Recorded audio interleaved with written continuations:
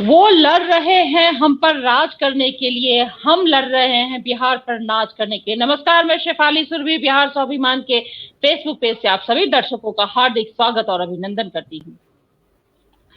आज का हमारा विषय है बिहार चुनाव 2020, विकास के मुद्दे या सियासी घमासान। इस विषय पर संवाद करने के लिए मेरे साथ जुड़े हैं Keshav Kumar, TV9 Bharatvarsh digital, Delhi NCR। बहुत बहुत स्वागत है सर आपका कार्यक्रम में। धन्यवाद। नमस्ते। नमस्कार। 2020 का बिहार चुनाव मुद्दा विहीन है, क्या कहेंगे सर? मुझे ऐसा तो नहीं लगता कि मुद्दा विहीन है। हाँ, मुद्दे पर ध्यान नहीं जा रहा है इन लोगों का। ये तो ढेर सारे हैं। बिहार तो बस ये है कि इन लोगों का फोकस मुद्दा पर नहीं, सियासत पर है। अभी 1 अक्टूबर से नामांकन शुरू है। एक तो कोरोना काल में चुनाव हो रहा है, सब कुछ डिजिटल फोकस रखने की बात चुनाव आयोग ने कई बार कही है जी। फिर भी मुश्किल ये आ रही है कि जो बात जिस विषय पर बात होनी चाहिए वो आज 5 तारीख खत्म होने वाला है कुछ घंटों में, और वो मुद्दे आए नहीं।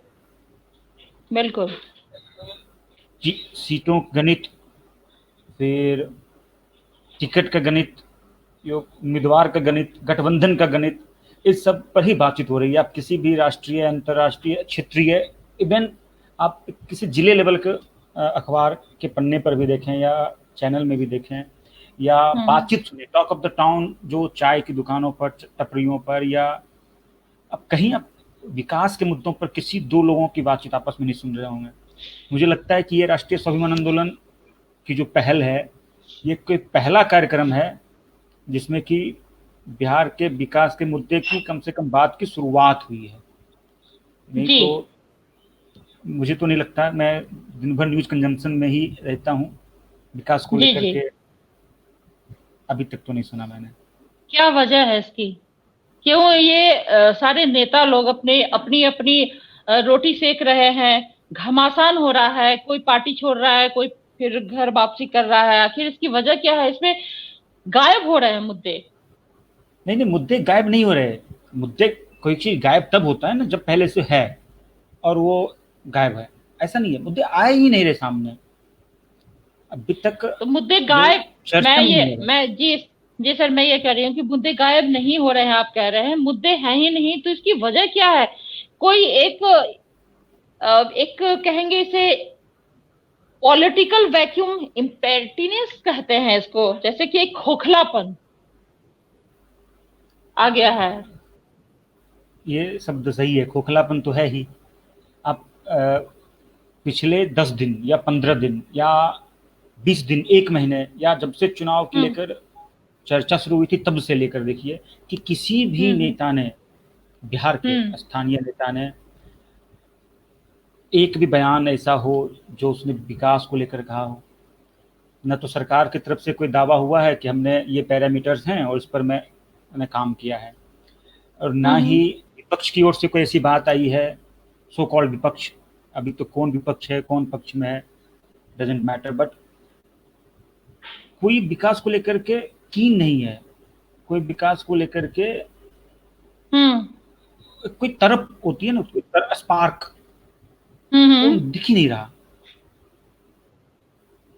आप कोई समाचार मुखपत्र, कोई कवर पेज देखिए, आपको कहीं पर ये विषय नहीं मिलेगा कि 5 साल में क्या किया, 15 साल में क्या किया, 6 साल में क्या किया, जबकि बाकी जगहों पर भी चुनाव होते हैं और ये दल छोड़ना, दूसरे दल को ज्वाइन करना, गठबंधन बनाना, ये लगभग हर राज्य में होते हैं। कुछ राज्यों में नहीं होते। उन राज्यों की बात अगर रहने दें, या इवन केंद्र की राजनीति में भी बात हमेशा होती है, जब चुनाव होने वाले होते हैं, कुछ इस दल से उस दल में जाते हैं, उस दल से इस दल में आते हैं, गठबंधन होता है तो टिकट के लिए मारामारी होती है। लेकिन तब भी बात होती है कि ये बताइए कि एक आध छोटे मोटे दलों की छोड़ दीजिए जिनका विजन डॉक्यूमेंट ये वगैरह, जो नए दल आए हैं बिहार में, दल कहना भी ठीक नहीं है, वो एक्टिविज्म है, तो उनकी बात छोड़ दीजिए। तो आप बताइए, आप सक्रिय हैं और आप नज़र रख रही हैं, आपको दिखा है कि किसी ने अपना घोषणा पत्र जारी किया हो या उसकी चर्चा भी की हो? हाँ, नमस्कार सर, नमस्ते। हाँ, श्री प्रवीण बागी वरिष्ठ पत्रकार और राजनीतिक विश्लेषक हमारे साथ जुड़ गए हैं। बहुत बहुत स्वागत है सर आपका कार्यक्रम में। धन्यवाद। जी सर, बोलिए। क्या होता केशव है जी। कि एक परिपाटी है, मैं तो बहुत नया पत्रकार हूँ। सर को, प्रवीण सर को तो देख करके हम लोगों ने पत्रकारिता की शुरुआत की है। सर बहुत वरिष्ठ हैं, वो आ गए हैं तो वो हमारा भी मार्गदर्शन करेंगे। मैं बहुत कुछ जानूंगा भी।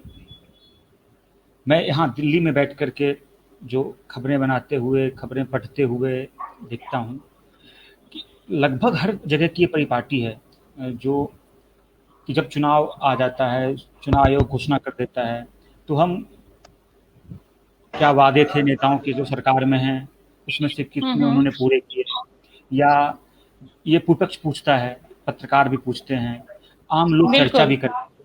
लेकिन मैं ये मिसिंग देख रहा हूँ बिहार में। मेन स्ट्रीम चर्चा तो छोड़ दीजिए, जो टॉक ऑफ बताऊँ, जो लोग आपस में बातें करते हैं घर में, अपने परिवार में, दोस्तों में, और एक सर्कल में, राजनीतिक सर्कल में भी, या चाय की दुकान पर, लोग बातें नहीं आ रही। कोई यह बात नहीं कर रहा कि क्या जो सरकार में उन्होंने वादा किया था और पूरा नहीं हुआ, या कौन सा वादा इस बार होगा जो बड़ा होगा। न तो विपक्ष पूछ रहा है कि आपने क्या किया। सभी लोग सीटों का गणित, दलों का गठबंधन, कौन कहाँ से उम्मीदवार बनेगा, इसी सब पर चर्चा कर रहे हैं। मेरे साथ जुड़ गए हैं संतोष जी, जुड़ गए हैं। संतोष राजपांडे, संपादक एवी न्यूज बिहार झारखंड। बहुत बहुत स्वागत है सर आपका कार्यक्रम में। जी सबको नमस्कार। नमस्कार। जी सर, पूरा कर, आप अपनी बात पूरी करें। जी केशव। मेरी बात ये है कि मैं राष्ट्रीय स्वाभिमान आंदोलन की जो ये पहल देख रहा हूँ कि कम से कम विकास के मुद्दों की चर्चा की शुरुआत तो की है, जो पूरे मेन स्ट्रीम मीडिया में मिसिंग है, जो रीजनल मीडिया में मिसिंग है। और अधिसूचना जारी हुए, नामांकन, पहले चरण के नामांकन को जारी हुए 5 दिन खत्म होने वाले हैं। अभी भी सीट, दल, गठबंधन, योग्य उम्मीदवार, बल, घोषणा, इसी सब की बात हो रही है। तो उम्मीद करता हूँ कि शायद अब कल से शुरू हो, परसों से शुरू हो। जी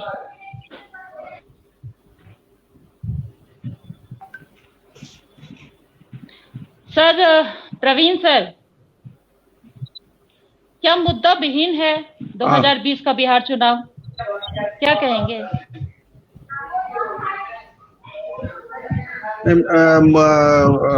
मैं इस राय से सहमत नहीं हूँ कि चुनाव मुद्दा विहीन है। मुद्दे तो बहुत हैं, पर उस पर जनता क्या सोचती है और किस हिसाब से वो मतदान करती है, ये ज्यादा महत्वपूर्ण है। और मुझे लगता है कि लोकतंत्र में जनता जैसा चाहती है, शासन वैसा ही होता है। और जनता नहीं चाहती है, जनता का प्रशिक्षण नहीं है, या जनता गुमराह हो जाती है, या जनता उतने व्यापक पैमाने पर सोच नहीं पाती है, ये अध्ययन का विषय है। मगर ये तय है कि जनता विकास के मुद्दे पर तो वोट नहीं करती। विकास के मुद्दे पर वोट करती होती तो आज पूरा दृश्य कुछ और होता बिहार का और देश का। और ये आज की बीमारी नहीं है। ये जो जिन्हें हम विभूति के रूप में याद करते हैं कि बड़े नेता थे और उन्होंने बहुत दिशा दी देश की राजनीति को और प्रदेश की राजनीति को, ये उनका बोया हुआ पौधा है जो आज वट वृक्ष बन गया है। ये चुनाव में जो बीमारियां आई, जो जातिवाद, जो क्षेत्रवाद, जो धर्म के नाम पे वोट लेना, बूथ लूटना, ये सारी बीमारियां पहले चुनाव से शुरू हो गई थी और वही धीरे धीरे बढ़ते बढ़ते आज इस स्थिति तक आई है।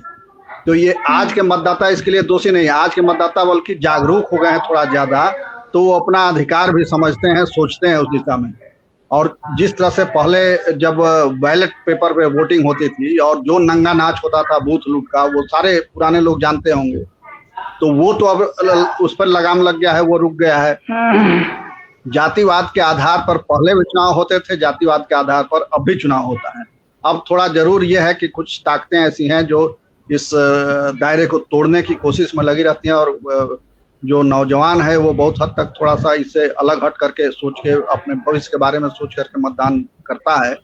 तो इसके लिए जिम्मेवार राजनेता हैं जिन्होंने इसकी बुनियाद रखी, और उसको फिर आगे के उनकी पीढ़ी दर पीढ़ी जो राजनेता आते गए उन्होंने और इसको पुष्पित पल्लवित किया और बढ़ाया, और उसी की सजा आज प्रदेश भुगत रहा है कि आज आपको अच्छी शिक्षा लेनी है तो बिहार से बाहर जाना पड़ेगा, अच्छा इलाज कराना है तो बिहार से बाहर जाना पड़ेगा, अच्छा लाइफ स्टाइल अगर आप चाहते हैं तो बिहार से बाहर जाना पड़ेगा। यानी बिहार में कोई एक नया हम नई व्यवस्था शुरू नहीं कर पाए, कोई नई चीज शुरू नहीं कर पाए। जो पुराने गौरव के चिन्ह थे हमारे, जिन पर बिहार को नाज होता था, पटना यूनिवर्सिटी, आज क्या हालत है पटना यूनिवर्सिटी की आप देख लीजिए। पीएमसीएच एक समय एशिया का सबसे मशहूर अस्पताल माना जाता था ये, और आज पीएमसीएच की क्या स्थिति है। उसके बदले में हमने क्या खड़ा किया? कुछ नहीं किया। बदले में शिक्षा व्यवस्था चौपट हो गई, कोचिंग तक करने के लिए बिहार के बच्चों को बाहर जाना पड़ रहा है। तो ये इतनी दुर्भाग्यपूर्ण स्थिति हो गई है, और इसके लिए कोई एक आदमी दोषी नहीं है, कोई एक पार्टी दोषी नहीं है, सारे राजनेता दोषी हैं, और बहुत हद तक मैं मानता हूं कि मतदाता भी इसके लिए जिम्मेवार है। अगर मतदाता गलत लोगों को प्रश्रय नहीं करते, वोट नहीं करते, तो आज ये स्थिति नहीं देखनी पड़ती। और आज वो रो रहे हैं कि विकास नहीं हुआ, ये नहीं हुआ, तो उसके लिए जिम्मेवार आप हैं। आप जैसा चुन रहे हैं प्रतिनिधि, वो वैसा शासन कर रहे हैं। यही मेरी राय है। जी बिल्कुल, बहुत सही कहा कि ये जिम्मेदार है, जनता बहुत ज्यादा जिम्मेदार है कि वो कैसी प्रतिनिधि चुनती है और वो डिसीजन कैसा लेती है। ये उस पर भी निर्भर करता आया है कि वो किस पार्टी को किस तरह से, किस विचार से, किस तरह से वोट करती है। सर संतोष केशव जी, कोरोना काल में मजदूरों और श्रमिकों के लिए कोई वैकल्पिक रोजगार की भी बात नहीं है, और इस पे बात भी नहीं हो रही है। क्या कहेंगे सर? सर तो मत कीजिए, जब मेरे सामने हमारे दो बहुत ही काफ़ी सीनियर बैठे हुए हैं, तो मैं रोजगार की बात हुई थी जब, लेकिन जब चुनाव की बात नहीं हो रही थी, तब जब लोग लौट रहे थे तब बड़े बड़े दावे हुए थे, लेकिन तब चुनाव की बात नहीं हो रही थी। मैं मुख्य चुनाव के दौर की बात कह रहा हूँ। सर की बात जो उन्होंने सर ने कहा, मैंने पहले उसी बात को कहा भी था कि मुद्दे तो बहुत हैं लेकिन सब स्किप हैं। वजह है कि क्यों लोग स्केप कर रहे हैं सारे मुद्दों से, सब पलायन कर रहे हैं मुद्दों से। सॉरी, और सर ने बिल्कुल सही कहा कि सिर्फ राजनेता दोषी नहीं है। आप ये बताइए कि मैंने तो शुरुआत में ही कहा कि मीडिया में कहाँ दिख रही है आपको एक भी खबर जो ये पूछे, हाँ ये पूछे कि आपने ये वादे किए थे और अब चुनाव के मैदान में आ चुके हैं और 5 दिन गुजर चुके हैं पहले चरण के नामांकन घोषणा हुए, और उन मुद्दों पर क्यों बात नहीं कर रहे हैं। तो रोजगार की जहां तक बात है, सिर्फ जो प्रवासी वापस लौट रहे हैं उन्हीं की रोजगार की बात क्यों होगी? रोजगार तो ऐसा थोड़ा है कि अचानक से आया हुआ मुद्दा सामने आया है। मैं दिल्ली में क्यों आया हुआ हूँ सर? जब मैं पटना सर से मिलता था, मैं पटना में पढ़ता था, काम करता था। अगर मुझको IIMC जैसा कोई संस्थान दिल्ली में, पटना में या पटना के आसपास रहता, तो मैं दिल्ली पढ़ने क्यों आता? नौकरी दिल्ली करने क्यों? आप सही कह रहे हैं कि तमाम बेरोजगारी का जो मुद्दा है, तमाम युवा जो है सबके लिए ये एक यक्ष प्रश्न है। सरकार इस पर ध्यान नहीं देती है, कभी भी चुनावी मुद्दा नहीं बनता है, जात पात में बट जाता है और विकास को अवरुद्ध होता है वहीं पर। मैं इसलिए आपसे मैं सर केशव जी मैं आपसे मैं आपको सूचित कर रहा हूँ, माफ करिएगा, कि जात पात का मुद्दा कोई बिहार के इकलौता मुद्दा नहीं है। दुनिया में दुनिया पूरे ग्लोब पे जहाँ भी लोकतंत्र है, जहाँ भी संसदीय राजनीति होती है, वहां पर ये सारी चर्चाएं होती हैं। कहीं पर जात है तो कहीं पर समुदाय है, कहीं पर वर्ग है, कहीं पर कुछ है, ये सब अंतर होते ही हैं। कहीं पर गोरे काले हैं, कहीं पर कुछ है, कहीं पर हर जगह है। आप दुनिया में ऐसे कोई विकसित देश देखिए, विकासशील देश आपको नहीं लगता है बिहार की है यहाँ ज्यादा है, अति है। उसको ओवरकम कैसे करते हैं वो विषय है। ज्यादा कम तो अब ये कोई तोलना थोड़ी ना है कि हर जगह है कमोबेश। हम ओवरकम कैसे करते हैं? मैं प्रवीण वागी सर की इस बात से बहुत सहमत हूँ कि आखिर कोई आज अचानक से 2020 में आकर के तो जाति पे वोट होने लगा, ऐसा थोड़ी ना है। कोई नई शुरुआत तो नहीं ना। 1952 के चुनाव से लेकर के देखिए, चाहे लोकसभा चुनाव हो और कन्याकुमारी से लेकर कश्मीर तक ऐसी बातें होती हैं, लेकिन हम उसको ओवरकम कैसे करते हैं उस पर डिपेंड करता है ना। मैं सर के बस एक बात करता जो मुझे थोड़ा सा लगा कि सर कह तो ना जनता को एक जोर दे रहे थे प्रवीण सर की जागरूक होने की जरूरत। नहीं, जो लोग जागरूक हैं ना उनकी जिम्मेदारी ज्यादा है कि जो जागरूक नहीं है हम उसके लिए कितना एफर्ट करते हैं।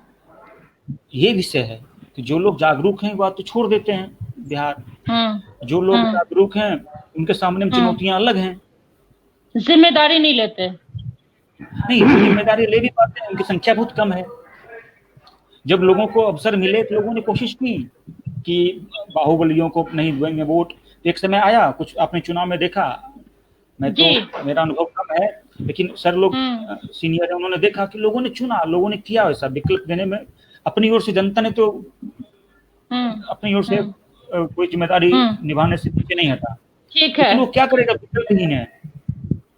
संतोष जी से मैं समझना चाहूंगी सर, जातिवाद का मुद्दा क्या बिहार को विकास दिला पाया है या दिला पाएगा? अभी कुछ देर पहले आदरणीय बागी सर जातिवाद पे ही चर्चा कर रहे थे। बता दें कि मैं WHO में प्रधानमंत्री पहुंचे और उन्होंने कहा कि हिंदुस्तान बदल रहा है। कोई शक नहीं, हिंदुस्तान बिल्कुल बदल रहा है, लेकिन बिहार कब बदलेगा यह एक बड़ा ही एक प्रश्न है।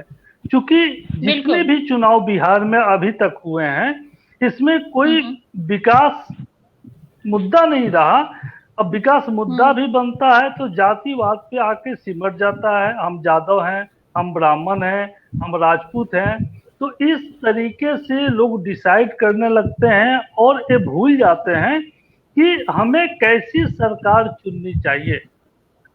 हस जो सामने है इलाकों में, हम लोग इलाके में भी जा रहे हैं, चुनाव का कवरेज भी करने जा रहे हैं और जिस तरीके से लोगों से बात हो रही है, आज भी प्रधानमंत्री नरेंद्र मोदी नीतीश कुमार के विकास के मुद्दा समझाने और राग आलापने के बावजूद भी बिहार की जनता अब तक विकास की भाषा नहीं समझ सकी है।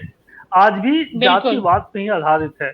और गांव में जाने पर जो लोगों से बातचीत हो रही है, जनता से जो बातचीत हो रही है, वो सीधे तौर पर विश्लेषण है कि माझी, पासवान खेमा, नीतीश खेमा, मैं इस तरीके की बातें अभी भी सामने आ रही है। तो हमें तो बड़ा ताजुब होता है कि इतने दिनों बाद भी अगर जनता इस बात को नहीं समझ पा रही है कि अगर कोई भी चुनाव होता है उसका अधिकार है कि बेहतर सरकार चुने, बेहतर प्रतिनिधि चुने, लेकिन जो चुनाव जब पास आ जाता है तो लोग जातिवाद में सिमट जाते हैं। तो जिस तरीके से जो यहाँ राजनीति जातिवाद की होती रही है, हमें नहीं लगता है कि इससे बहुत कुछ भला होने वाला है। और सबसे मैं ताजुब तो इस बात की है कि जो हमारे राजनेता हैं या जो बड़े राजनेता बिहार से बिलोंग करते हैं वो भी इसको खूब हवा देते हैं, परिणाम सामने दिखता है। और जिस तरीके से सर भी बता रहे थे कि वर्षों से ये परंपरा बन गया है जातिवाद पर राजनीति करना, इसको तोड़ना बहुत ही अब कठिन है। बहुत कठिन है और जरूरी है सर, किसी ना किसी को तो पहल करनी और हिम्मत और जिगरे की जरूरत है इसको। सर प्रवीण सर, मैं आपसे ये समझना चाहूंगी, कोई छात्र नेता या युवा चेहरा भीड़ तो इकट्ठा कर लेता है, लेकिन लीडरशिप की कमी होती है इसके अंदर, तो वो कहीं गुम हो जाता है। क्या कहेंगे सर? बिल्कुल, देखिए परिवर्तन की आवाज कहीं से अगर उठती है तो जो यथास्थितिवादी ताकतें हैं, जिनका स्वार्थ इस व्यवस्था में सध रहा है, वो सारी ताकतें गोलबंद होकर के उस परिवर्तनवादी ताकत के ऊपर हावी हो जाती हैं और इस प्रयास में लग जाती हैं कि कैसे इसको बर्बाद किया जाए।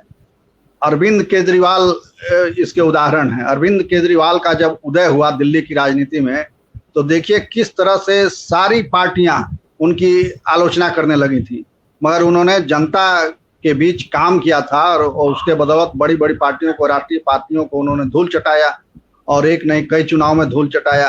तो वैसी ताकत कोई बिहार में खड़ा नहीं हो पा रही है। और जब तक जनता के बीच से कोई ताकत नहीं खड़ा होगी तो सिर्फ कुछ भीड़ जुटा लेने से आप 2, 4, 10 सीटों पर प्रभाव पैदा कर सकते हैं, मगर उससे कोई व्यापक बदलाव नहीं होगा, कोई दृश्य नहीं बदलेगा बिहार में।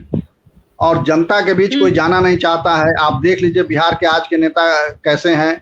जो नेता विपक्ष हैं और मुख्यमंत्री पद के दावेदार हैं, वो कैसे बंद रहते हैं। पार्टी का उनका दफ्तर जो है वो 1 महीने से बंद कर दिया गया है। अब जो कार्यकर्ता मिलने आ रहे हैं वो उनके घर के बाहर खड़ा रहते हैं, दिन भर खड़ा रहते हैं, और कोई उनसे न बात करने वाला है, न कोई उनकी सुनने वाला है। और वो मुख्यमंत्री पद के दावेदार बने हुए हैं, जबकि चुनाव के समय में सारी पार्टियां जो बंद भी रहते हैं नेता, वो भी बाहर आकर के लोगों से मिलते जुलते हैं, अपने कार्यकर्ताओं से मिलते हैं, पार्टी पदाधिकारियों से राय मशविरा करते हैं। तो इस ढंग से यहाँ राजनीति चल रही है। अब इस राजनीति के पीछे लोग दीवाने हैं, उसमें नौजवान भी हैं, बूढ़े भी हैं, और हर उम्र के लोग हैं उसमें शामिल। तो ये ट्रेंड बन गया है। अब लोग यहाँ हमारी पसंद क्या हो गई है। जी सर,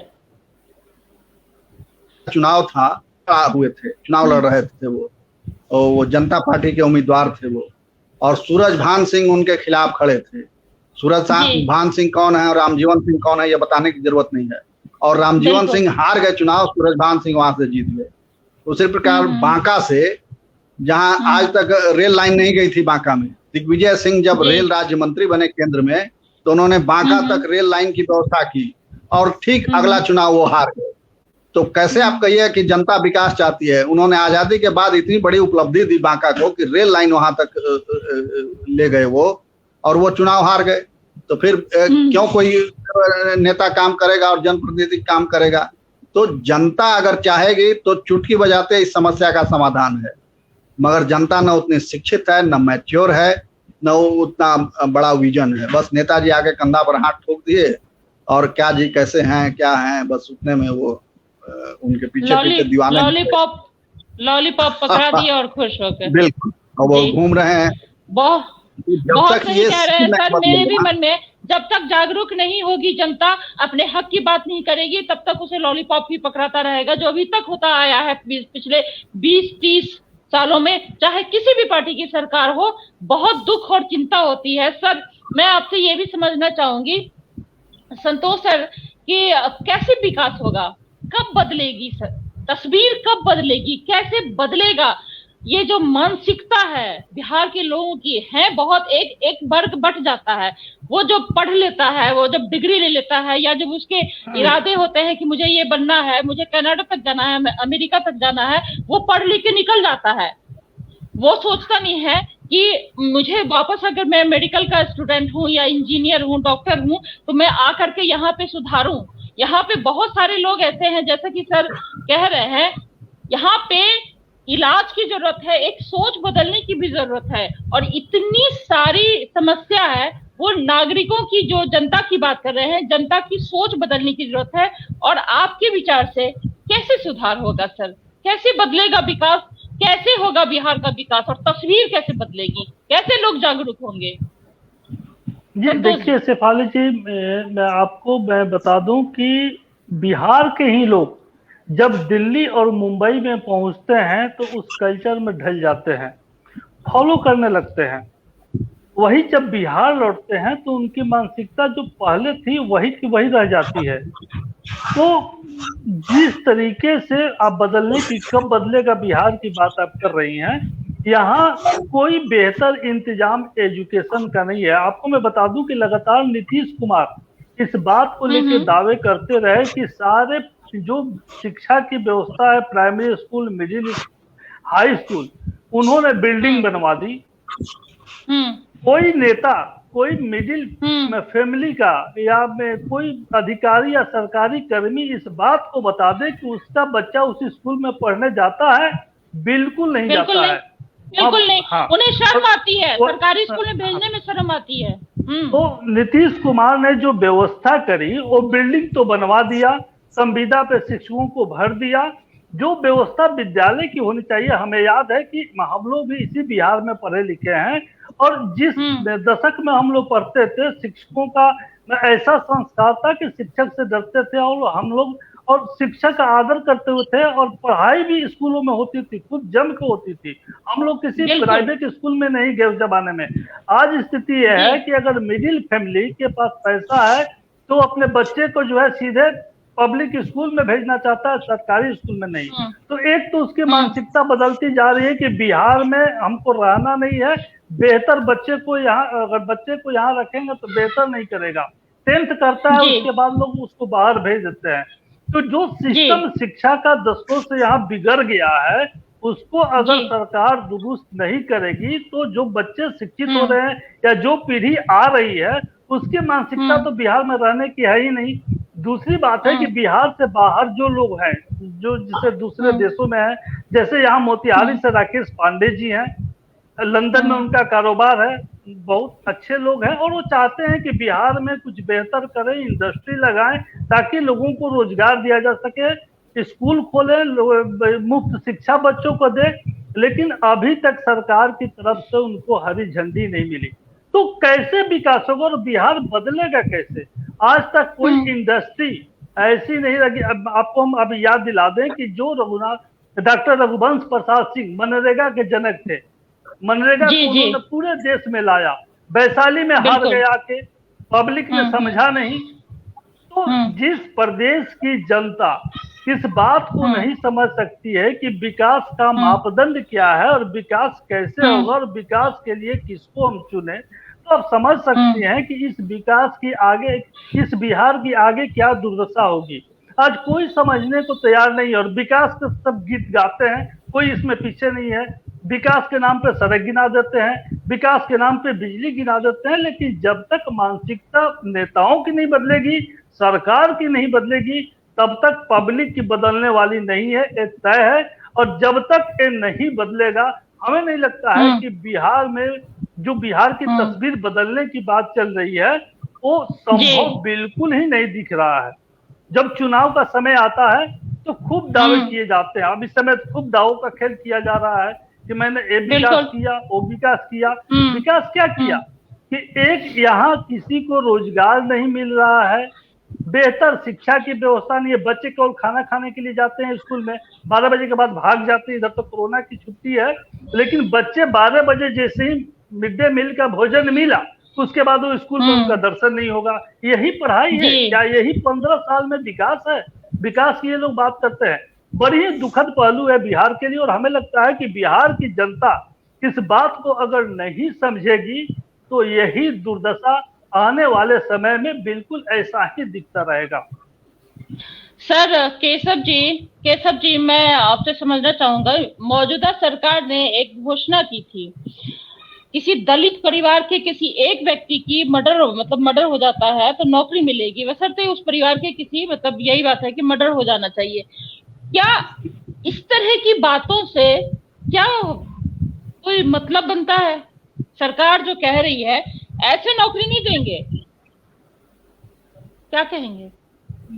मैं इस पे कुछ नहीं कहूंगा। ये तो जॉर्गन्स जो है, ये कोई इसका विकास कोई वास्ता है नहीं, और ये सियासत का भी वास्ता नहीं है, और ये बहुत कोई ऐसे दीर्घकालिक बात भी नहीं है। ये सब ऐसे नॉन इश्यूज हैं, पेटी इश्यूज हैं, मतलब ये कंसीडर करने लायक बात ही नहीं है। इस पर तो आपको नहीं लगता है कि ये अटपटा सा घोषणा है सरकार का कि बेहुदा सा घोषणा है? अटपटा सा भी नहीं, थोड़ा सा और सख्त होकर कहना चाहिए। ये बकवास है, रविश। और हमारे ये जो भी तेज प्रताप कह रहे हैं कि नौकरी हम देंगे, उसके बाद पे नौकरी हम देंगे, तो क्या उन्होंने कितनी नौकरी दी? अब तक कितनी नौकरी दी बेरोजगारों को? आपने शुरुआत में एक बहुत अच्छा शब्द कहा था जिस पर मैंने सहमति दी थी, और कि ये जो खोखले बातें होती है ना, ये कोई ऐसा नहीं है। मैं मानता हूँ कि जो जमीन नहीं होता है इनका।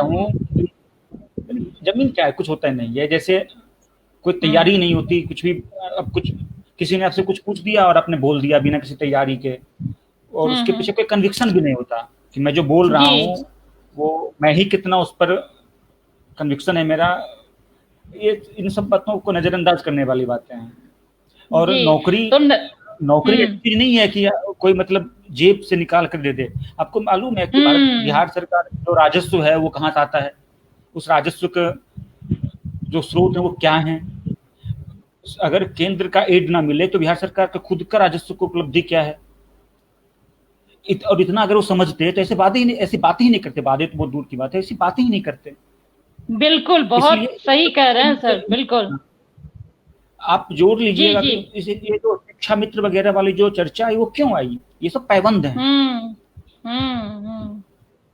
आपके सामने में जो मेन इश्यू है उससे ध्यान भटकाने की एक तरह से क्या कोशिश, क्या साजिश है, और लोग समझते हैं, वो बिल्कुल समझते हैं, इसलिए उस पर टिप्पणी करने लायक ये बातें नहीं है। बिल्कुल सही कह रहे हैं कि सर ये भटकाने की बातें हैं इस तरह की। सर प्रवीण सर, दलित की परवाह करने वाले और एनडीए से कदम ताल मिलाने वाले और नीतीश के धुर विरोधी, उनके खिलाफ मोर्चा खोलने वाले चिराग पासवान बिहार के विकास में कितना योगदान दे पाएंगे? बिहार के विकास में कितना दे पाएंगे ये तो मैं नहीं जानता, मगर परिवार के विकास में जरूर योगदान देंगे। उनके पिताजी ने जैसे अपने परिवार का विकास किया वैसे वो भी अपने परिवार का विकास करेंगे। वो तो खानदानी पार्टी है। आप देख लीजिए कि अध्यक्ष से लेकर के और नीचे प्रदेश अध्यक्ष तक, राष्ट्रीय अध्यक्ष से प्रदेश अध्यक्ष तक उनके परिवार ही के लोग भरे पड़े हैं। तो ये लोकतंत्र का माहौल है और इसके लिए जनता भी दोषी है कि वो मुहर लगाती है, वैसे लोगों को चुन करके भेजती है। चिराग पासवान बिहार को कितना जानते हैं, सबसे बड़ा सवाल यही है कि बिहार को कितना जानते हैं, बिहार की चौहद्दी उन्हें मालूम भी है या नहीं, कितने जिलों में वो घूमे हैं, ये तमाम सवाल है और इसी पर जवाब निर्भर है कि विकास में कितना योगदान होगा। ये है कि उनके मन में मुख्यमंत्री की कुर्सी है कि कैसे हम वहां तक पहुंचे, और ये सारी कवायद उसी दिशा में है। और इसमें बीजेपी का अपना स्वार्थ है कि वो उस चिराग पासवान के माध्यम से नीतीश कुमार को काबू में करने की कोशिश में लगे हुए हैं। तो इसीलिए वो नीतीश कुमार की पार्टी जहां से कैंडिडेट दे रही है उसके खिलाफ वो खड़ा करेंगे, बीजेपी के खिलाफ उन कैंडिडेट नहीं देंगे। तो ये एक भीतर का तालमेल है जो अब उजागर भी हो गया है। और चिराग पासवान के पास खोने के लिए कुछ नहीं है। 2 सीट अभी की विधानसभा में थी, वो भी विधायक इनके चले गए थे जेडीयू में। तो ऐसी हालत में अगर 4 या 10 सीट भी वो पा जाते हैं तो उनके लिए बड़ी उपलब्धि है। और फिर ऐसे ऐसे करके वो बढ़ाएंगे अपनी सीटें, ऐसे जोड़ तोड़ करके। अब तो एक नई बीमारी बिहार में ये हो गई है कि पार्टियों की टिकट बेचे जा रहे हैं। और अभी पूर्णिया की खबर आपने देखी होगी कि कैसे वहाँ एक नेता की, दलित नेता की हत्या कर दी गई। और उसने उसके कुछ ही दिन पहले उसने एक वीडियो जारी किया था कि उसे 50 लाख रुपए मांगे गए थे टिकट देने के लिए। राष्ट्रीय जनता दल के एक नेता का नाम भी उसमें आया था कि टिकट के लिए उन्होंने 50 लाख रुपए मांगे थे। इसने कहा कि नहीं दे पाएंगे हम। तो उसने ये आशंका जाहिर की थी कि मुझे धमकी मिल रही है और मेरी हत्या हो सकती है। और कुछ ही दिन के बाद उसकी हत्या हो गई। उसमें राष्ट्रीय जनता दल के नेताओं पर FIR भी हुआ है पूर्णिया में। तो ये राजनीतिक की स्थिति हो गई है और कमोबेश हर पार्टी टिकट बेच रही है। कुछ जो उसके कैडर हैं, कार्यकर्ता हैं, उनको तो ठीक है मिल जा रहा है, मगर बाकी की सीटों पर वो टिकट बेच रहे हैं। वो कमाई का जरिया बन गया है। और उसमें कुछ पैसा पार्टी कोष में जाता होगा, कुछ उनके कोष में जाता होगा। तो ये सब लोकतंत्र की ऐसी बुराई है जो समय रहते अगर इसको चेक नहीं किया गया तो फिर जैसे आजकल नौकरी आउटसोर्स हो रहा है। कोई काम कराना है, रेलवे ने अब स्टेशन की सफाई और बाकी का काम आउटसोर्स कर दिया। सरकारी दफ्तरों में काम आउटसोर्स किए जा रहे हैं। तो उसी तरह सरकार चलाने का काम भी आप देख लीजिए, कुछ दिन में आउटसोर्स होने लगेगा कि भाई आओ तुम सरकार चलाओ, हम 5 साल के लिए तुमको अपॉइंट किया गया। तो ये स्थिति अब मुझे लग रही है कि बहुत जल्दी आने वाली है, क्योंकि सरकारी एजेंसियों तक में आउटसोर्स पहुंच चुका है। तो फिर क्यों नहीं सरकार चलाने के लिए भी आउटसोर्स कर जाए। जो पार्टी बहुमत में आएगी वो पैसे लेकर के किसी को आउटसोर्स कर देगी, जो पैसा देगा वो मुख्यमंत्री बन जाएगा।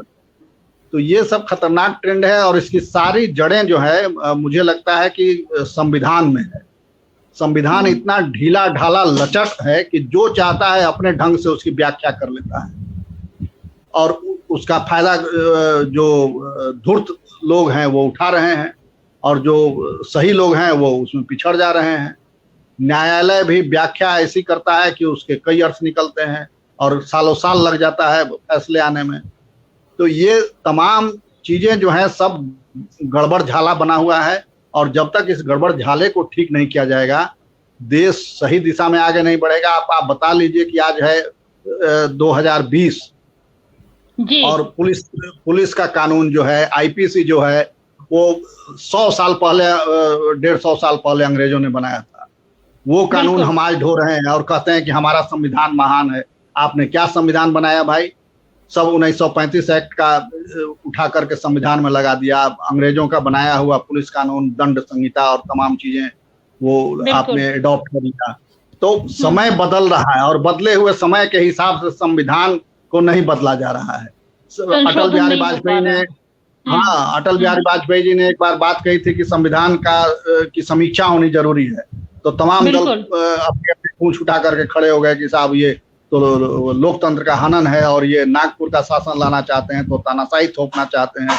अरे समीक्षा करने में क्यों भाग रहे हैं आप? समीक्षा करने का मतलब ये है कि हम अपनी कमी जाने, कहाँ सुधार की जरूरत है, कहाँ और ऐड करने की जरूरत है, किस चीज को हटाने की जरूरत है, क्या प्रासंगिक है, क्या अप्रासंगिक है, ये समझने में आप क्यों डर रहे हैं? आरक्षण लागू गया था कि 10 साल के लिए आरक्षण लागू होगा और ये कहीं नहीं कहा गया था कि इसको बढ़ाया जाएगा, मगर उसको बढ़ाते बढ़ाते बढ़ाते बढ़ाते अब उसका दायरा और बढ़ गया है। नई नई जातियां, मैंने 70 साल की उपलब्धि यही है कि जो आरक्षित जाति थी वो तो पिछड़ी हैं ही, नई नई जातियां भी पिछड़ गई और वो भी अब आरक्षण की मांग कर रही हैं कि हमें भी पिछड़ा का आरक्षण दो, हमें भी दलित का आरक्षण दो। तो ये हालत अब हो गई है। तो मुझे तो बड़ा अजीब सा लगता है सोचने पर कि ये सब क्या हो रहा है और इसके लिए पूरे समाज को आना पड़ेगा। राजनेताओं को, जो सही सोच वाले राजनेता हैं, उनकी जिम्मेवारी ऐसे में बढ़ जाती है, क्योंकि राजनेताओं का काम सिर्फ शासन हासिल करना और सत्ता चलाना नहीं है, जनता को गाइड करना भी है। जैसे पहले के राजनेता किया करते थे जनता को गाइड, तो वैसे ही आज भी जनता को गाइड करने की जरूरत है। वैसे नेताओं को आगे आना होगा और जिम्मेवारी समझनी होगी, तभी हम लोकतंत्र को सही तरीके से चला पाएंगे। सर, संतोष सर, जीतन राम मांझी की घर वापसी से राजद के ओबीसी दलित गठजोड़ पर बड़ा आघात होगा, क्या कहेंगे? जी देखिए, जीतन राम मांझी लगातार इस बात का दावा करते रहे कि मुसहर समाज के जो वोट है उन पर उनका काफी अधिकार है। आपको याद होगा कि जब वो सीएम थे उस समय मुसहर, खासकर हम वाल्मीकि नगर की बात करें, उस इलाके में गए थे तो मुसहरों के घर पर बैठ के खाना खाए, उन सबों से बातचीत की। तो जो लालू प्रसाद यादव जी का स्टाइल था उसको उन्होंने अपनाया। लालू जी भी ऐसे ही जाते थे, बैठ के सत्तू के खाते थे, जो नीचे तबके के लोग होंगे तो उसी तरीके से फॉलो कर रहे थे। लेकिन उनके जदयू में जाने के बाद ये अगर दावा किया जाए कि नहीं वो मुसहर समाज का सारा वोट जदयू में ही ले लेंगे, ये बहुत ही कहना मुश्किल है। क्योंकि सबसे एक बड़ी पॉइंट ये है शराबबंदी जो बिहार में हुई, इसका खमियाजा नीतीश कुमार को भोगना पड़ेगा। इसलिए भोगना पड़ेगा कि शराबबंदी के बाद सारे लोग बिहार में एक तरीके से चोर हो गए। पीने वाला भी चोर, बेचने वाला भी चोर, जो सुरक्षा में खड़ा है वो भी चोर, बस सब लोग इसका दुरुपयोग करने लगे। और इसमें जो गरीब वर्ग के लोग थे, जिस समाज से दावा करते हैं जीतन राम मांझी कि तो गरीब परिवार जो है, बिहारी भाषा में कहा जाए तो चिकना का दुकान खोल रखे थे सब शराब के दुकान के आगे। उनकी दुकानदारी बंद हो गई। अब तो दूध बेच नहीं सकते थे, आलू बेच नहीं सकते थे, तो उन लोगों ने इस धंधे में अपने आप को शामिल किया और कई लोग दोषी भी हुए और निर्दोष भी हुए। तो जो अभी वो ढोल पीट रहे थे कि मैं नशाबंदी करके बिहार के महिलाओं का बहुत बड़ा वोट बैंक बना लिया हूं, तो अब उनके घर के लोग चले गए जेल में, पैसे नहीं है जमानत कराने के लिए, अभी कई लोग जेल में ही पड़े हुए हैं, कोई इस पर फैसला नहीं हुआ। तो उस परिवार के लोग काफी नाराज है और वो संख्या एक बड़ी संख्या है छोटे परिवारों के, जो निचले तबके के लोग हैं, तो वो लोग खासे नाराज हैं। तो जिस तरीके से ये सोच रहे हैं नीतीश कुमार की अगर जीतन मांझी को बुला लिए तो उन्हें बहुत फायदा होने वाला है। हमें नहीं लगता है कि बहुत फायदा उन्हें होने वाला है, लेकिन सबसे बड़ी बात है कि जिस इलाके में राजनीति होती है वहां जो उम्मीदवार खड़ा होता है वो पैसों पर भी वोट खरीदता है। तो जो छोटे तबके के लोग हैं वो 1000 से 2000 पे बिक जाते हैं। वो समझते हैं कि 2000 में ही मेरा 5 साल है, खाने पीने को कुछ मिल गया, तो वोट खरीदा बन जाता है बिहार में। तो जिस तरीके से बदलते बिहार की बात हो रही है कि बिहार अब बदल जाएगा, बिल्कुल ही नहीं बदला है। आज भी आप ग्रामीण इलाकों में जाएंगे तो ऐसी तस्वीरें जो पहले देखने को मिल रही थी वो आज भी देखने को मिल रही है। छोटे तबके के लोग जो दिहाड़ी मजदूर हैं, रोज कमाते हैं और रोज खाते हैं, उनके अधिक परिवार के सदस्य तो पलायन कर गए क्योंकि उनको यहाँ रोजगार मिला नहीं। जो परिवार के सदस्य हैं वो भी दाने दाने को मोहताज है, तो उन्हें तो 5000 भी रुपया मिल जाएगा तो उनके लिए बड़ी बात है, और वोट को बेच देना उनके लिए कोई बड़ी बात नहीं है। तो सबसे बड़ी बात है कि जब तक लोग शिक्षित नहीं होंगे, जातिवाद समाप्त नहीं होगा, और ये बहुत ही मुश्किल है बिहार में कि जातिवाद को समाप्त कर दें, लोगों को तुरंत शिक्षित कर दें, मानसिकता बदल दें। इसके लिए सरकार को बड़ा प्रयत्न करना पड़ेगा। सर चेहरों की राजनीति होती है, विचारों की राजनीति नहीं होती है, ये भी वजह है पिछड़ेपन की। देखिए मैं हो सकता है कि आपको भी हंसी आ जाए। आज एक हमसे नेताजी की मुलाकात हुई। चिराग पासवान का जब डिसीजन आया तो उन्होंने हमसे पूछा कि मणिपुर ट्रेंड क्या है, तो हम कहे कि आपको ये शब्द कहाँ से मिल गया। तो उन्होंने कहा कि इसमें दिया हुआ है कि हम जीत जाएंगे, चिराग पासवान ने कहा है, तो उस ट्रेंड पर हम काम करेंगे। अब समझिए कि जिस राजनेता को इसके बारे में जानकारी नहीं है, वो भी उन्हीं के पार्टी का नेता है और वो पूछ रहा है, तो समझ सकती हैं कि ये जो राजनेता हैं वो कितने चतुर हैं और कितने खिलाड़ी हैं। इनको खुद इस चीज का ज्ञान नहीं है कि जहां हम राजनीति कर रहे हैं उस राज्य को विकास की राह पे ले जाना है, कभी सोचते ही नहीं। इनको राजनीति की जो बेहतर, जैसे बागी सर ने चर्चा किया दिल्ली का, केजरीवाल का, कोई शक नहीं केजरीवाल ने बेहतर काम किया है वहां लोगों के लिए। वो मानसिकता किसी राजनेता में नहीं है। वो समझता है कि अगर जीत गए तो 5 साल जितना मैंने पैसा खर्च किए टिकट खरीदने में, सर मैं यहाँ पे आपको माफी चाहूंगी। केजरीवाल की चर्चा जब हम कर रहे हैं, सर ने भी की है कि केजरीवाल से पहले तो 3 साल जब सीएम रही हैं हमारी जो शीला दीक्षित, उन्होंने बहुत काम किया, तो उस पर इतना ज्यादा तो उन्होंने कोई खास काम नहीं किया, उन्हें तो बना बनाया हुआ मिला हुआ है। जी देखिए, केजरीवाल जी ने जो दिल्ली में किया है उस पर उंगली नहीं उठाई जा सकती है। दिल्ली से जितने लोग भी आते हैं केजरीवाल की सराहना करते हैं। शीला दीक्षित की तो कभी उन्होंने सराहना नहीं की। सवाल यह है कि शीला दीक्षित ने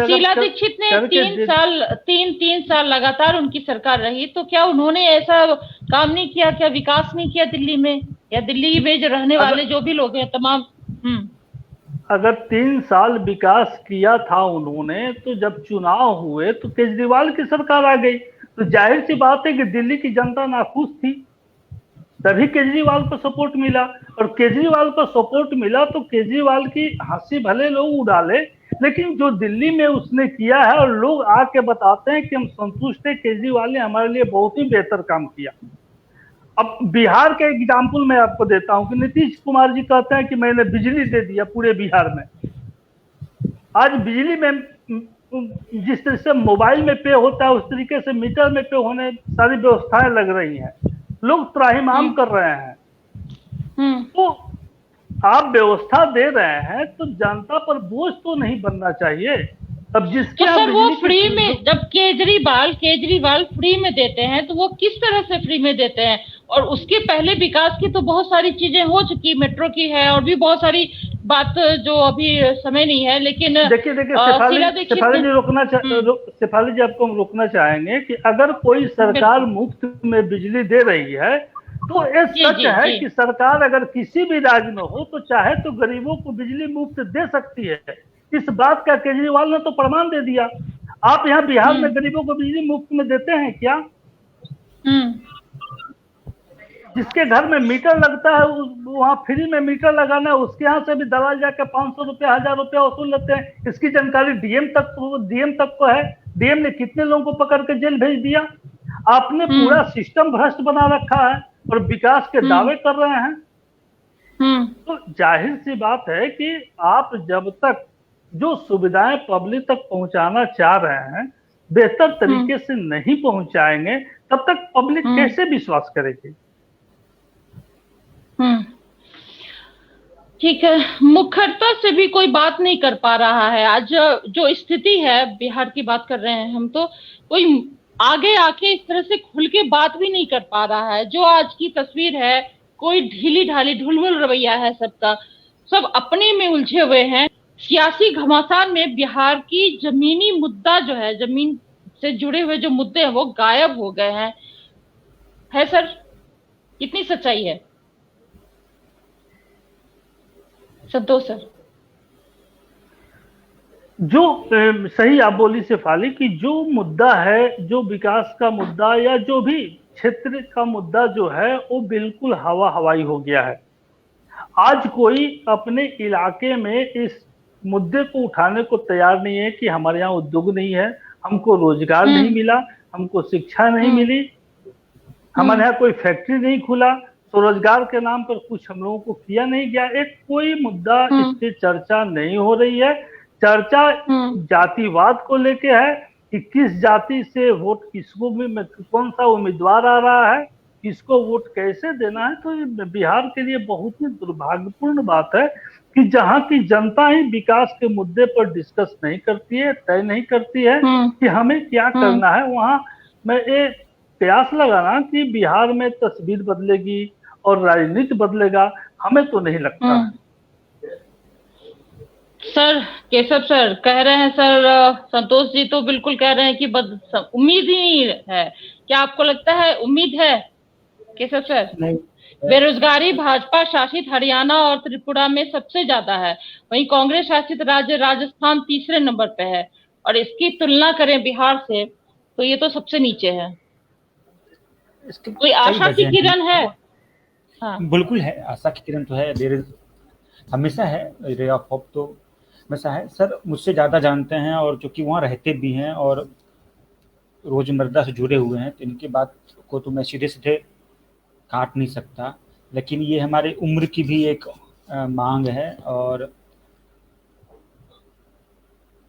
हमारे जो अपनी दृष्टि है या मेरा जो, तो उम्मीद तो है ही, उम्मीद बिल्कुल है और बदलेगा भी और बेहतर होगा भी। कुछ चीज़ें बदली भी हैं जिसको नकार नहीं सकते, कई चीज़ें ठीक भी हुई हैं, लेकिन सर ज़्यादा जुड़े हुए हैं वहाँ से और वहाँ के लोगों से, वहाँ के रोज के घटनाओं से, तो मैं पूरे आदर रखते हुए सर का इस बात से थोड़ा सा असहमत हूँ कि नहीं बदलेगा या समय जो थोड़ा आगे पीछे लगे। कई चीज़ें सुधरी भी हैं और उसका श्रेय जो जिन्होंने किया उनको देना भी चाहिए। और कोई सरकार का पक्ष या विपक्ष का ऐसे नहीं करता, लेकिन आप जब बाहर से देखते हैं जब, तो एक अलग दिखता ही है और कई चीज़ें कम हैं उसमें भी आप नहीं ना कह सकते, आंख नहीं मूंद सकते समस्याओं से। बिल्कुल समस्याएं नहीं हैं। और जहाँ तक रोजगार की बात है ना, और जहाँ तक बीच में थोड़ा सा मैं माफी चाहता हूँ, लेकिन आपको बतौर मॉडरेटर इसका ध्यान रखना चाहिए था कि हम बिहार की बात करते हुए थोड़ी देर के लिए डिरेल हो गए और एक ऐसे मतलब चर्चा करने लगे कैसे केंद्र शासित प्रदेश था पहले, फिर अभी स्टेटहुड पूरी तरह से मिला नहीं है। और ऐसे ही पांडिचेरी भी है, आप वहाँ पे देखेंगे पुदुचेरी, वहाँ भी ऐसे ही चल रहा है, वहाँ भी नारायणसामी मुख्यमंत्री हैं लेकिन मॉडल उसकी चर्चा नहीं होती। बाकी मैं तो रह रहा हूँ, मैंने शीला दीक्षित का भी समय देखा है दिल्ली में, केजरीवाल जी का भी देखा है, उसके पहले का शीला दीक्षित पहले का नहीं देखा था। डॉक्टर मनमोहन सिंह प्रधानमंत्री थे तब का भी देखा और ये नरेंद्र मोदी प्रधानमंत्री हैं तब से भी देख रहा हूँ। बिहार में पत्रकारिता करते हुए मैंने, राबड़ी देवी मुख्यमंत्री थी तब भी देखा और जब नीतीश कुमार मुख्यमंत्री बने तब भी देखा, मांझी मुख्यमंत्री थे तब भी देखा। तो चीज़ें जो बदली हैं उसको पूरा स्वीकार करते हैं, उसमें कोई दिक्कत नहीं, लेकिन बहुत स्लो प्रोसेस है, बहुत स्लो प्रोसेस है। तो सर जैसे कह रहे बिल्कुल। हैं कि बहुत उम्मीद नहीं दिख रही, तो इसकी वजह यही है, क्योंकि जब आप चीज़ों को से वेल कनेक्टेड होते हैं तो और स्लो प्रोसेस होता है तो आपको समझ में नहीं आता। नहीं लगता बदलता हुआ दिखता है, जैसे अपना बच्चा आपको बड़ा होता हुआ नहीं दिखता, लेकिन कोई जी जी दूसरा आता है साल 2 साल के बाद, उसको लगता है अच्छा अच्छा आपका बच्चा तो इधर छोटा था बड़ा हो गया। जी। या मैं इस वजह से कह रहा हूँ सर से जो मेरी से आदर पूर्वक जो थोड़ी सी असहमति थी बस यही है। मुझे पूरी उम्मीद दिखती है बिहार बदलेगा, और जो क्रिस्टल केमिकल में फॉर्मुलेशन, जो क्रिस्टल फॉर्मुलेशन होता है ना, उसका यही है कि आपको जरूरी नहीं होता कि आप पूरे चीज को एक साथ अचानक से बदल दें, आपको उसमें बदलाव के लिए कुछ कुछ कण डालते रहने पड़ते हैं, और वो बिल्कुल कण डाले जा रहे हैं। भले ही बिल्कुल। अभी स्लो है, अभी कण छोटे हैं, अभी कण कम है, गिलहरी जैसी कोशिशें हो रही हैं, और सर भी जर्नलिस्ट हैं और सीनियर जर्नलिस्ट हैं और सिविल सोसाइटी के बड़े इन्फ्लुएंसर हैं। तो सर से भी मैं ये आग्रह करूंगा कि अपनी ओर से सर जो योगदान करते हैं हम लोगों को भी मार्गदर्शन करते रहें और बताते रहें कि हम लोग कैसे कर सकते हैं। बाकी मुझको 9:45 पर निकलना था, मैंने उनसे अनुमति ली थी, तो समय हो रहा है। मैं जी, बहुत अच्छी बात कही सर आपने। केशव जी बहुत बहुत आपका धन्यवाद कि आपने अपना समय दिया बेशकीमती। सर संतोष सर, मैं आपसे समझा बिल्कुल बहुत अच्छी बात कही। आशा की किरण और नया सूरज बिल्कुल निकलेगा। उम्मीद की हम सभी बात करते हैं, जिंदगी में उम्मीद की किरण बरकरार रखनी चाहिए। बहुत बहुत धन्यवाद केशव जी हमसे जुड़ने के लिए, अपना बेशकीमती समय देने के लिए। संतोष सर नमस्कार।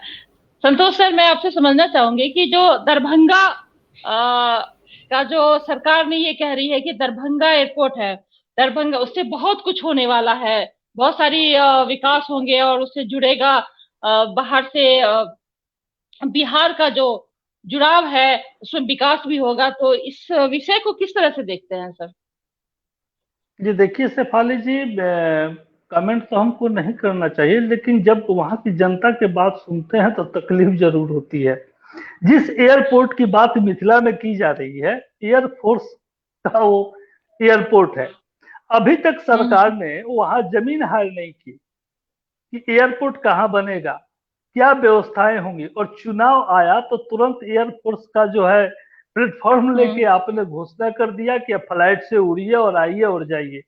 तो वहां की जनता इस बात को समझती है कि सरकार किस तरीके से उन लोगों के साथ मजाक कर रही है। क्योंकि जो एयरफोर्स का एयरपोर्ट है उसको सरकार ने ली है और उस पर से फ्लाइट करा रही है। अभी तक वहां कोई काम नहीं हुआ, तो चूंकि चुनाव आया था तो सरकार चाहती है कि ये भी एक मुद्दा ले ले, लोगों का वोट मिल जाए। लेकिन वोट मिल सकता है, लेकिन जो निचले तबके के लोग हैं वो तो हवाई जहाज से नहीं उड़ते हैं। दरभंगा जाने की जो सड़क है उससे आप जब गुजरेंगी तो आज भी लोग बाढ़ से ग्रस्त होकर सड़क पे पनाह लिए हुए हैं। इस रात में अंधेरी रात में लोग कैसे रहते हैं, क्या खाते हैं, इससे सरकार को कोई लेना देना नहीं। पिछले 4 माह से ये सिलसिला चल रहा है मिथिला में, और मिथिला के सारण को भी आप जोड़ सकती हैं, चंपारण के भी जहाँ बाढ़ग्रस्त इलाका है। तो सबसे बड़ी बात है कि आपको जहां ध्यान देना था, अभी लोग दाने दाने को मोहताज है। कोई बड़ा नेता चला जाता है वोट बैंक के लिए तो कुछ पैसे बांट दिया, कुछ खाना दे दिया, तो आपने तो लोगों को जानवर बना दिया है। कैसे गरीब रह रहे हैं, कैसे तड़प रहे हैं, और इसी बीच चुनाव भी आ गया। एयरपोर्ट की बात दरभंगा में करते हैं कि भाई मैंने वहां एयरपोर्ट दे दिया, क्या फायदा है इसका? आप तो सरकार को तो पहले स्पष्ट करना चाहिए ना कि जो एयरपोर्ट की जमीन कहाँ है। अब वहां का लोग डिमांड कर रहे हैं, वहां का लोग ही डिमांड नहीं कर रहे हैं, विपक्ष भी इस बात को सरकार से पूछ रहा है कि जो एयरपोर्ट है दरभंगा का, वो जमीन आपने हायर कहाँ किया, क्या आपने व्यवस्थाएं दी। तो एक तरीके से चूंकि अब चुनाव आ गया है तो सरकार चाहती है कि इस पे भी कुछ वोट ले ले। तो ये बड़ा ही दुर्भाग्यपूर्ण बात है बिहार के लिए। हमें लगता है कि ऐसा नहीं, अगर आपको करना था, हाँ आपको करना था तो आपने जैसे बोधगया में किया, इंटरनेशनल एयरपोर्ट दिया, बेहतर तरीके से वहां बनाया।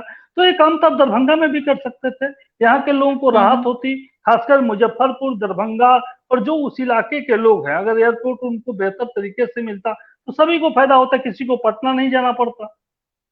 तो आपने ऐसा किया नहीं, चुनाव आया तो अचानक घोषणा कर दिया और वहां से फ्लाइट भी उड़ाने लगे। तो हमें लगता है कि एक बड़ा मजाक है जनता के साथ, और जनता भी इसको समझ रही है, और जो जनता नहीं समझ रही है विपक्ष उसको समझाने की वहां कोशिश भी कर रहा है।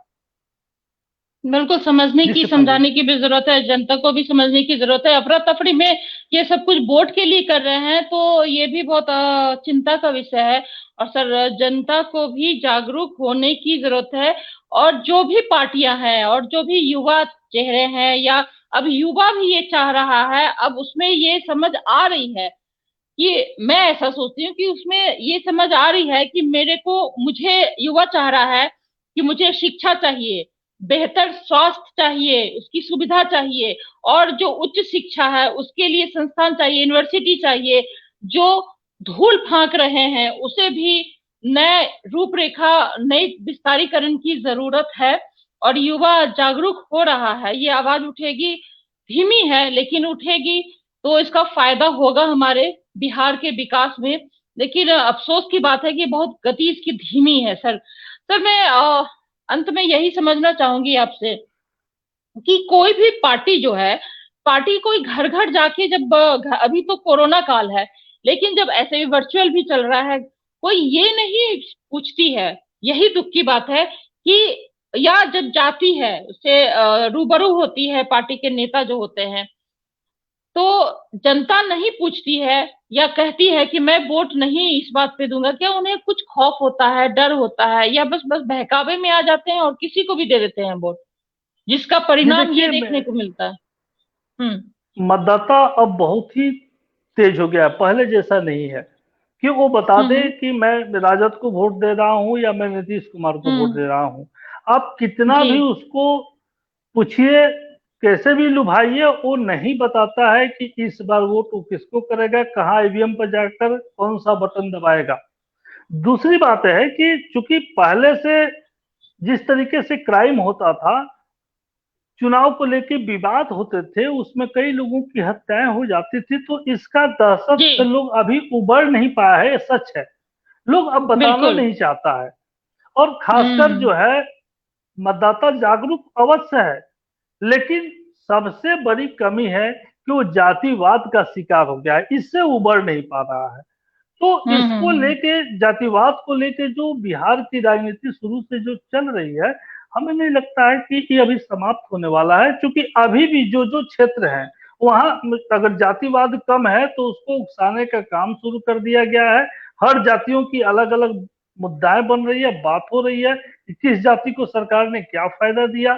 तो इस पे हालांकि चुनाव आयोग भी अब जागरूक कर रहा है, बड़े बड़े पोस्टर लगाने के लिए आदेश भी आ गया कि मतदाताओं को जागरूक करे, लेकिन इसके लिए बहुत ही पहल करने की जरूरत है, बहुत मेहनत की जरूरत है, और सुलझे हुए अधिकारियों की जरूरत है, जो लोगों को इस बात से उबार सकें कि जातिवाद कितना बड़ा जहर है किसी राज्य के विकास के लिए। जब तक ऐसी कोशिशें नहीं करी जाएंगी तब तक मुश्किल है शेफाली जी। बहुत सही कह रहे हैं कि बहुत मुश्किल है। विकास की चाहत रखते हैं तो आप उसके लिए हिम्मत से आपको बात आगे आगे आके करनी ही पड़ेगी, और खौफ जो है उस खौफ को निकालना पड़ेगा, क्योंकि बाहुबली जब होते हैं वो कुछ दिनों की होते हैं, जो आपको डराते हैं या हत्या हो जाती है, लेकिन इससे जो परिणाम आ रहा है, बिहार पिछड़ रहा है, देश में जो उसका होना चाहिए था स्थान, जो इतिहास गौरवशाली रहा है, वो भी नहीं रह पा रहा है। तो एक और चलते चलते मैं बहुत संक्षेप में एक सर आपसे टिप्पणी चाहूंगी, क्या जो गन्ने की खेती बंद हो गई, या जो एग्रो बेस खेत है, मतलब किसानों की बात कर रहे हैं हम, इस पे भी ये भी मुद्दा नहीं है, चर्चा में भी नहीं है ये मुद्दा। जी देखिए शेफाली जी, बिहार में किसान कभी मुद्दा बने ही नहीं। आपको याद होगा किसी भी चुनाव में किसान कभी मुद्दा बने? बिल्कुल नहीं बने। जहां बिहार में, खासकर उत्तर बिहार की बात करें, गन्ने का बेहतर उत्पादन अभी भी होता है। चीनी मिल जो सरकार ने नहीं इतने सालों में दी, किसानों के बारे में नहीं सोची। किसानों के जो एक पैदावार होता है वो कम कीमतों में मिल में चला जाता है, जो प्राइवेट मिलें चल रही हैं। तो सरकार, तो हमें याद है कि प्रधानमंत्री आए थे, नीतीश कुमार आए थे पिछले चुनाव में, तो उन्होंने कहा कि अगर मिल नहीं लगेगा, फैक्ट्री, चीनी मिल फैक्ट्री नहीं खुलेगी तो मैं वोट मांगने नहीं आऊंगा। लोग आए, वोट भी मांगे। तो बिहार के किसानों के लिए सरकार कभी गंभीर रही ही नहीं है, और किसान भी इस बात को समझता है कि सरकार मेरे लिए क्या करी है। उसका नुकसान हुआ, सरकार ने घोषणा कर दिया कि भाई आपको इतना मुआवजा फसल का भेजा जा रहा है, समाप्त हो गया। आपने कभी कोशिश करी ही नहीं कि बिहार में जो कृषि के क्षेत्र में अग्रसर था उसको और बेहतर बनाया जाए। कभी किसी सरकार ने कोशिश नहीं की। नतीजा है कि अब जितने भी खेत जहाँ कृषि होती है सब खाली के खाली पड़े रहते हैं, कहीं खेती नहीं होती है। जो किसान काफी एक्टिव थे खेती के प्रति, वो अब नौकरी खोजते हैं। तो इससे बड़ा बिहार के लिए दुर्भाग्य की बात क्या होगी? सही बात है, बहुत सही कह रहे हैं कि इससे दुर्भाग्य की बात क्या होगी। लेकिन एक उम्मीद, चलते चलते बस अब मैं कार्यक्रम समाप्त कर रही हूँ, तो आप चलते चलते क्या अपने विचार रखेंगे कि किस तरह से ये जो पार्टियां हैं और जो युवा चेहरे हैं, कुछ उम्मीद है? अभी केशव जी कह रहे थे उम्मीद है।